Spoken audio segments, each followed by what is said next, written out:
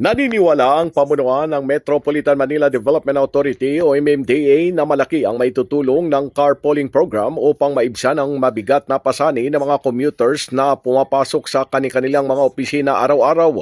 Ayon kay MMDA Chairman Attorney Don Artes, kanina lang pinaplansya ang mga panuntunan tungkol sa carpooling kasama ang iba't ibang ahensya ng gobyerno, kabilang ang MMDA, DOTR, LTO, LTFRB at PNP Highway Patrol Group at iba pang mga stakeholders para tugunan ang problema sa tumataas na presyo ng produktong petrolyo. Paliwanag pa ni Chairman Artes na mahalaga na hindi magiging kompetensya sa ibang mga TNVS drivers at iba pang mga tsuper na buwabiyahe sa mga pangunahing lansangan ang mangyayaring carpooling.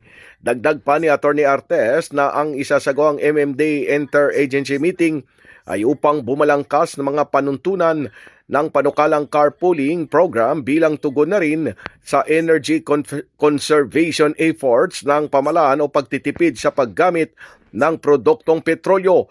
Matatandaan na una nang iminungkahi ni Senador Erwin Tulfo na ibalik ang work from home program ng mga pribadong kumpanya at pamahalaan para makatipid ang mga manggagawa dahil sa patuloy na pagtaas ng presyo ng produktong petrolyo. Bukod dito, minungkahi rin ng senador na maaring isang sasakyan na lang ang magkakatrabaho at hati-hati na lang sa pagbabayad ng gas ang makakatipid ang mga empleyado.